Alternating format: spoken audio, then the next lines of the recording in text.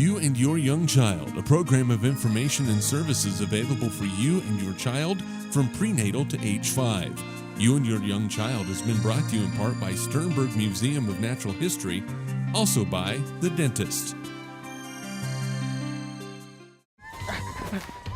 Stop! Where are we going? It's Sternberg!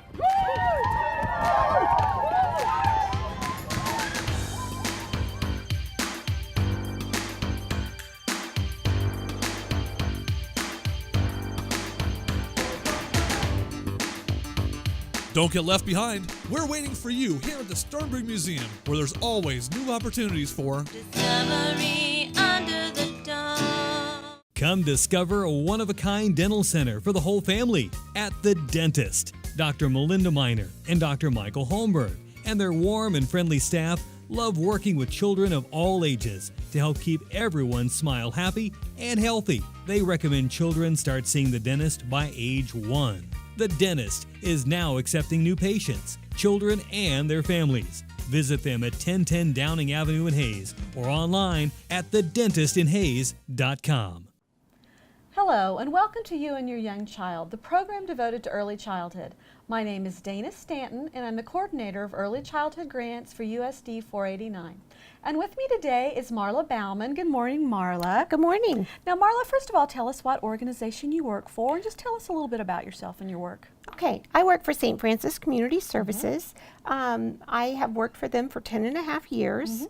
My main office is in Kensington, but I am a foster care homes recruiter for all of Northwest Kansas. And also, I kind of share Great Bend too, finding homes in all those areas. So I guess tell us a little bit about St. Francis. Okay, St. Francis is a nonprofit child provider that has been a voice of hope for children and families since 1945. And St. Francis serves thousands of children and families in Kansas, Mississippi, Nebraska, and Oklahoma. And as of May 31st, we had 3,047 children in care in Kansas. How many was that again? 3,047. People don't think of that. That's a lot of kids. That is a lot of kids. We have 27 offices located throughout the state of Kansas for St. Francis.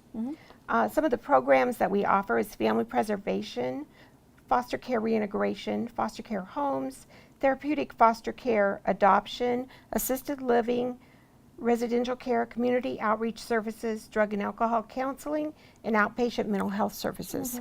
Now, when we think about those 3,000 kids, what are some of the reasons that they might come into care?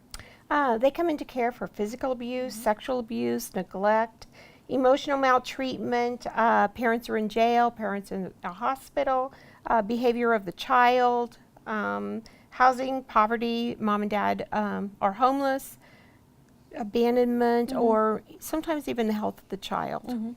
Now, when a child enters care, you know, when we say coming into care, what does that mean? When someone notices that a child is not being cared for, they bring it to the attention of the police or DCF, and then either organization would go out and check on the children. If they feel the children are in need of care, they take them out of the home, and then there's a court hearing, and the judge decides if they need to go into foster care. And then it kind of goes from there. First of all, they're going to look for a kinship home to take those kids. If they can't find a kinship home, then they might... Grandma, grandpa, aunts, uncles, something like that. Exactly. Then if they can't find that, they're going to look for an informal care home, possibly a teacher or a neighbor, somebody that could care for them. And then if they don't find any options there, then they put them in a foster home. And we look for foster homes in the area if at all possible, to keep those kids in that community. Maybe if it's a school year in the same school and that sort of thing, probably the least amount of disruption for the child. Now, I know that there's always a need for foster parents. What are some of the requirements? Say someone out here wants to become a foster parent. What are the requirements? 21 years of age or older, be single or married, take 30 hours of pre-service training, pass a criminal background check, have outside source of income other than foster care reimbursement. You are reimbursed for taking care of children, but that shouldn't be your living. That shouldn't be your living, no. And own or rent your residence and meet all the state requirements, and be willing to work as a team with the children and the agency workers and the bio parents sometimes. Okay. Now, you mentioned pre-service training, the 30 hours. What is that? What is that? This training is a Child Alliance training called PS MAP, and the PS stands for Partnership for Safety and Performance, and the MAP stands for Model Approach to Partnerships and Parenting. And this is a 10-week class that St. Francis offers throughout the state for people that are interested. And it's a time that the trainers get to know the families, and the families get to know kind of what to expect when a child comes to their home, and then they can decide if fostering is something that they feel they can do. Now, what ages of children are typically needing foster care? Our biggest need is for those ages that are 7 to 12, but we need foster parents for every age. We have 61 children in out of place in Ellis County. Just here in Ellis County? Okay. And 32 of these children are placed out of Ellis County because we don't have enough homes here.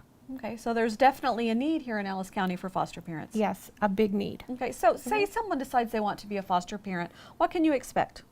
Once you take the training, you go through a licensing process, and then you are assigned a worker, and that worker works with you, decides what kind of children you feel like you want to take into your home, what age, and then they will call you and say, we have some kids, is this something that you want to do? And you always have the right to say, yeah, so if it's a yes bad or time no. in your life, you can say no, or like, oh yeah, this is a good time. Yes, yes, please. Yeah. sure. And so that's kind of what it's all about. Once you receive your license, you have to do credit hours every year, but St. Francis has trainings throughout the year that you can go get those hours.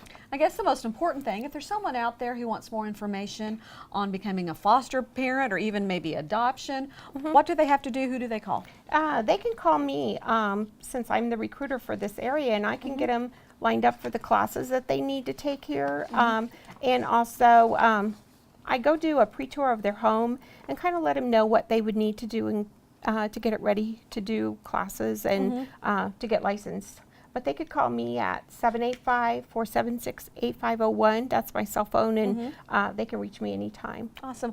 Wonderful information, a very valuable service, and it's something that's very needed in our community. It is. It's really needed. Thank you so much, Marla. Thank you. You've been watching You and Your Young Child, the program devoted to early childhood. Parents, remember, you are your child's first and best teacher. Thank you. You and Your Young Child, a program of information and services available for you and your child from prenatal to age 5. You and Your Young Child has been brought to you in part by Sternberg Museum of Natural History, also by The Dentist.